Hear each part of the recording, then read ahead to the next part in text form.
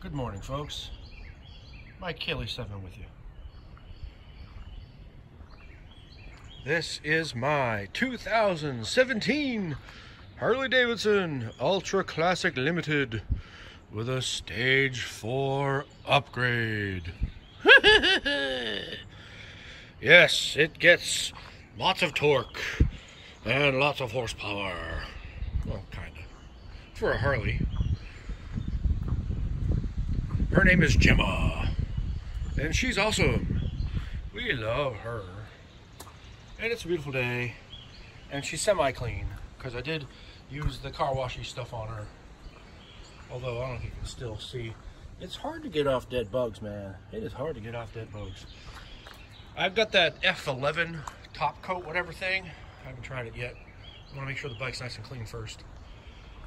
Might use the clay bar. Anyway, just wanted to share with you the beauty of this April 10th, 2019. It's a beautiful morning. Temperature's probably 68 degrees. And I'm a happy man. Let's get out and ride, shall we? Alright, I don't know if I'll show this in the video, but you'll notice now that the held glove has a gauntlet a little bit that comes up the wrist, okay? If you're wearing a watch, take it off. You can't use it. And your jacket will butt up against it, making it difficult for you to actually make this fit correctly.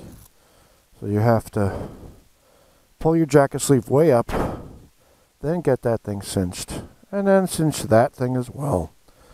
And then you can pull, hopefully your jacket has a wide enough cuff that you can pull it down onto your glove. If you have these held Airstream 2 gloves, I think they're called. Nice jacket. It's just not very easy to get started in the daytime here.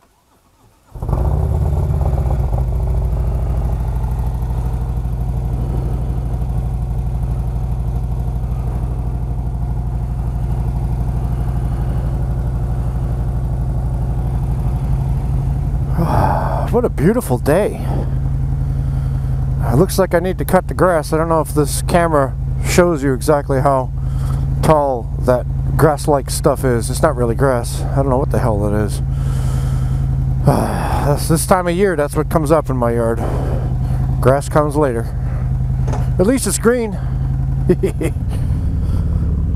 So good morning, folks. Again, this is Mike Kelly 7.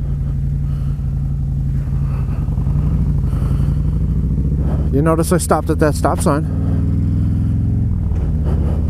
Now, it was not a foot down stop, but hopefully it won't incur the wrath of my commenters. I do get that sometimes. I stopped watching after you ran that second stop sign. Oh God, the safety queens.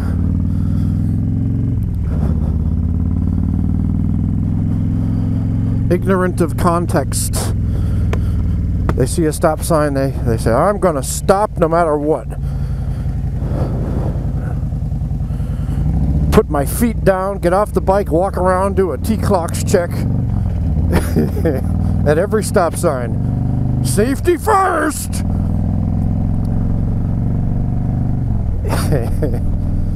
Oh, beautiful. Oh my goodness, look at the trees waving in the wind. This is nice. So today I'd like to talk to you about my view of gun ownership. Now before I get started, I would have to clarify something. The word gun, people get persnickety about this stuff. Anybody who is kind of like a quote-unquote expert on something will correct anybody who uses the wrong kind of terminology. And before anybody does that, let me ask you this. How would you feel if you said something like this? If I was you, and then somebody corrected you, if I were you, or it is vital that no one does this, and then somebody corrects you and says, no, it's actually, it is vital that no one do this. how would you feel? You would feel pretty miffed, I guess you could say. You would probably think, why is this guy correcting my English? I know how to speak English. This guy's a jerk for correcting my grammar. Well, the same thing is true for any field of endeavor where there are people who know all the little technical terms and their definitions, and they like to criticize other people who don't know. For example, if you call a magazine for your gun, you call it a clip, man, they jump on you. It's not a magazine, it's not a clip, it's a magazine. It's not a bullet, it's a cartridge. You know, there's layman's terms, and then there's, you know, people who are expert operator type people. So the kind of gun thing I'm going to talk about is layman's terms. Get off your high horses if you're going to be correcting me on all the words. I will use some of them the way that they're quote-unquote supposed to be used, but I won't for others. Like the word gun. I use the common dictionary definition of a gun, which is what everybody knows. It's something that you pull a trigger and it goes bang. And then something comes out. Usually it's a bullet. I don't know, maybe a BB gun. So anything that goes bang and something comes out, whether it's fired by explosion or air, squirt gun, it doesn't even go bang. Anyway, you start getting into the semantics of things. It's ridiculous. So I'm going to talk about my view of guns. For those of you who are not fans of guns, automatically you might shut down and say, oh God, I don't want to talk about this. I don't want to hear about this. This guy's a typical redneck type, you know, red meat eating, Republican voting, MAGA type. And no, that is not me. I'm not quite so simple. So the way I view guns is this. Guns are a great hobby. I don't know if I could call it a lifestyle necessarily, because I am not in the military, I am not in law enforcement, I am an English teacher and an administrator at a community college. So I'm not going to go so far as to say that I live a gun lifestyle. I go to the range, usually in the colder weather. I have guns for personal protection, just in case, but mainly I am into guns for the hobby of it, the pleasure of collecting, shooting, cleaning. Going to the range is a Zen-like meditation for me. I really enjoy it. Motorcycle riding is similar to that, in that you get in the moment and you kind of zone out of the other stuff and you're just in the moment doing what you got to do. Same thing with guns and motorcycles. You go to the range, you have to put on your hearing protection. I always put on 2 layers because I'd like to be able to hear without a hearing aid when I'm older, assuming I get to be older. So I put on the earplugs and I put on the headsets, and you get the glasses, you know. You got to make sure you're following all the right procedures, safe direction, you know, putting in the magazine right, all that stuff. And then breath control, breathing and focusing on the target and this and that. And I haven't gotten into the tactical shooting yet. I may get into that at some point, I'm not sure yet. For me, the pleasure is in the process. And you quiet yourself so that you can, you know, make sure you have a proper sight picture, and you're squeezing the trigger, not pulling the trigger. You're not jerking it to one side or the other. You're not anticipating the recoil. There's a whole lot that goes into it for target shooting. Sure, if some guy's kicking in your door or some guy's running at you with a giant machete, obviously you're not going to be doing that kind of stuff. I think that's where the tactical training would come in very handy. And for those of you who are heavily into that, you'll say there is no gun usage except tactical. You know, if you're not doing all the tactical stuff, then you shouldn't even have a gun. And there are people who would probably say that. The same kind of people who would say, if you don't ride your motorcycle at least 10,000 miles a year, you shouldn't even own one. But fortunately, we live, at least I do, I live in a country where nobody has that kind of rule saying you can't own a gun unless you take a tactical course. You can't own a gun unless you can run 3 miles while shooting. There are different levels of interest in guns. So my level of interest is in shooting at the range, having a good time, shooting the paper targets for accuracy, shooting the metal targets for fun, and, you know, trying to see if you can be accurate, firing a little bit faster, maybe even a little bit of tactical stuff, but mostly for the fun of it, not in preparation for a zombie apocalypse. Sure, those skills might come in handy at some point. Maybe. Maybe never. And it's better to have some skills than no skills. And I did learn how to, you know, defend myself from my dad, who was a United States Marine. So, pretty good stuff there.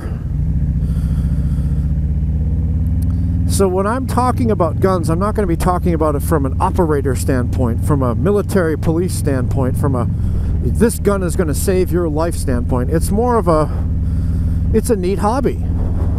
How the gun works, the cleaning process, how it feels in your hand, when you shoot it, you know, does it pull one way or the other? Are you pulling one way or the other? Are your sights accurate? How do you sight it in? All the little ins and outs of guns that regular type people who are not going to be jumping out of an airplane might want to do. If your interest is in, you know, becoming some paramilitary genius, and you're probably not going to like my take on the guns, I'm not saying that that's wrong. Go ahead, be a paramilitary genius. But there are other people out there who are not. They just want to collect, occasionally shoot, and enjoy firearms. You know, responsible ownership, of course. I would not want to endanger anyone. I would only ever use my gun in a defensive way, first off, and only in the case where my life is immediately in danger.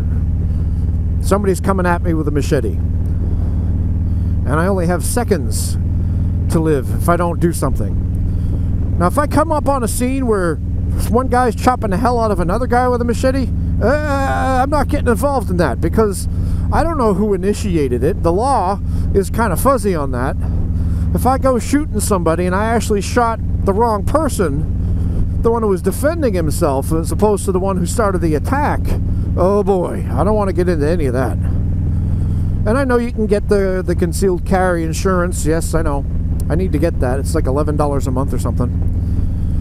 So I'm going to be looking into that, but you have to know the laws in your state, possibly in your city and county, and that's another aspect of it. I think responsible and fun gun ownership is entirely possible. People who are afraid of guns, I think that's kind of silly. You're afraid of it because you don't understand it. You're afraid of it because you're ignorant, not necessarily by your own choice, but you're ignorant of the ins and outs of what a gun is and what a gun does and how you can use it in your life. And it can be very fun. I guess the same could be said of knives. Some people are afraid of knives. Other people collect them. I have knives because my dad, you know, left them to me. He had probably about 25 knives. And I have them, but, you know, I'm not really into them. I don't go sitting around sharpening them all day long. I carry a utility knife, kind of like, you know, the Home Depot type. But I'm not taking knife defense classes. I'm not taking, you know, how to slice somebody up. It's kind of like anything that you can be interested in this world. There are those who have a passing interest and those who have an extremely focused interest. And I happen to be the passing interest type, a little bit more than passing. And for those who are on the extreme end of it, they would regard me as maybe a tourist. But I think they're shooting themselves in the foot, because you want as many people to be interested in guns responsibly as possible. And by, you know, crowding people out by saying, you don't know what you're talking about, well, you've just taken somebody who could have been a friend, an advocate with you, and just made them say, oh, these people are jerks, I'm not going to be part of this community. Anyway, don't be a jerk. This is Mike Haley 7. Talk to you later.